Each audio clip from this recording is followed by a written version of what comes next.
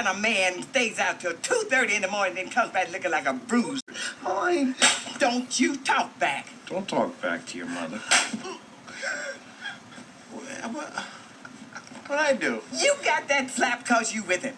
And I know you part of whatever badness he's into. Mom, enough. You got some explaining to do in the morning, Mr. Gentleman. Now you think on that.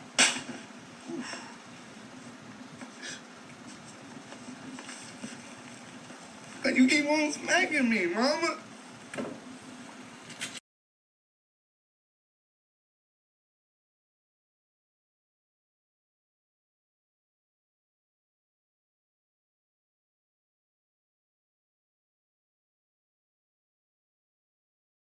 My mom would be at all my sporting events. Let's say I was playing football. My mother would be on the sidelines, and let's say the action on the field went one way.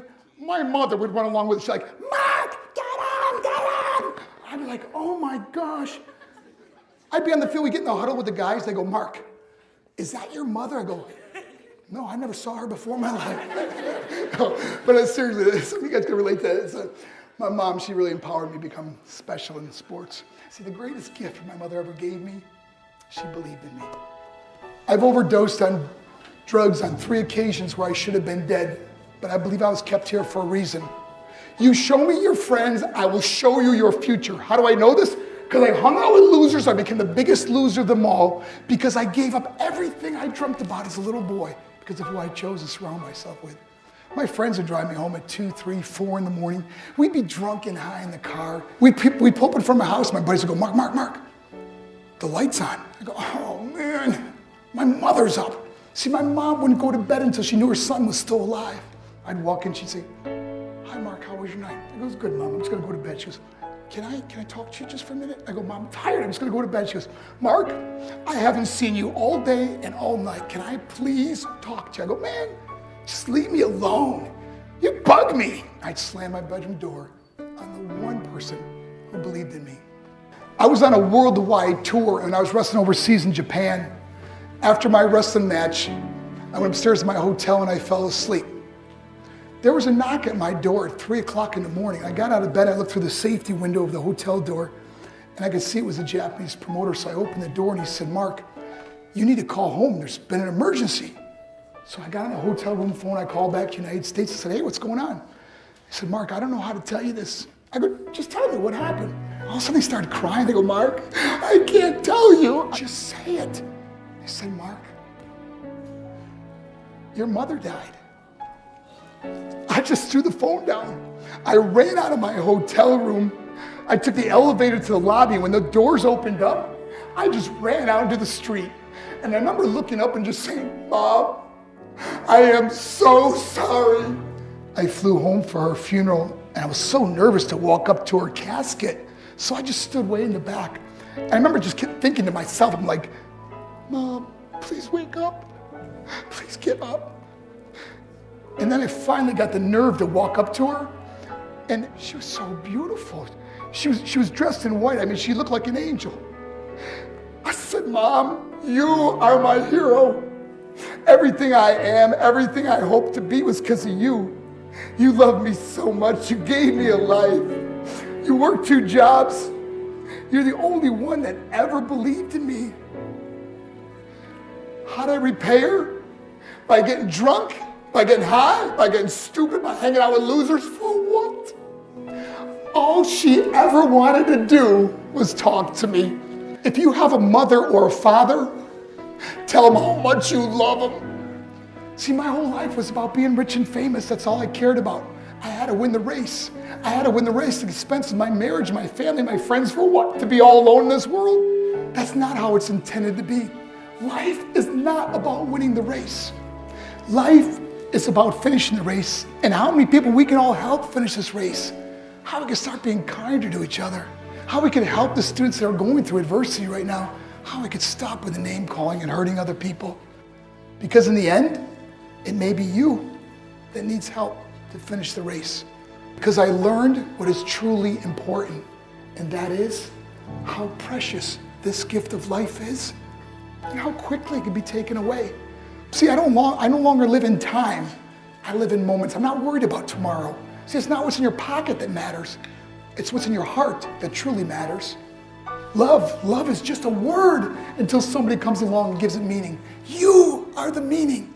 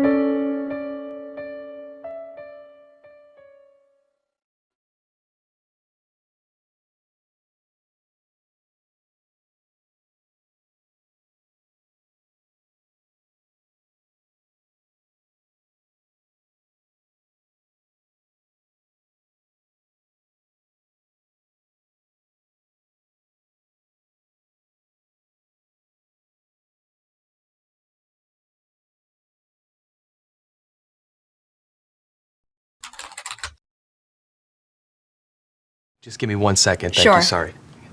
Uh-huh. Hey. Hi. 2 minutes. Thank you.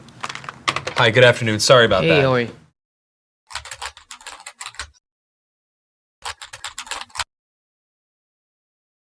Hi, nice to Hi. meet you. Nice to meet you as well. Have you ever done one of these interviews over the camera before? No. Well, let me tell you a little bit about the job to get started with. It's not just a job, it's sort of probably the most important job. The title that we have going right now is Director of Operations, but it's really kind of so much more than that. Responsibilities and requirements are really quite extensive. First category for the requirements would be mobility. This job requires that you must be able to work standing up most or really all of the time, constantly on your feet, constantly bending over, constantly exerting yourself, a high level of stamina. Okay. That's a lot. For how many hours? 135 hours to unlimited hours a week. It's basically 24 hours a day, 7 days a week. I'm sure you'll have a chance from time to time to maybe just sit down here and there, yeah? You mean like a break? Yeah. No, there are no breaks available. Is that even legal? Oh, yeah, of course, yeah. Okay. Yeah. So like no lunch. You can have or- lunch, but only when the associate is done eating their lunch. I think that's a little intense. No. No, not possible. That's crazy. Now, this position requires excellent negotiation and interpersonal skill. We're really looking for someone that might have a degree in medicine, in finance, and the culinary arts. You must be able to wear several hats. Associate needs constant attention. Sometimes they have to stay up with an associate throughout the night. Being able to work in a chaotic environment, if you had a life, we'd ask you to sort of give that life up. No vacations. In fact, Thanksgiving, Christmas, New Year's, and holidays, the workload is gonna go up, and we demand that. With a happy disposition. That's almost cruel. That's almost a very, very sick, twisted joke. Worried about when there's time to sleep or... Oh, no time to sleep.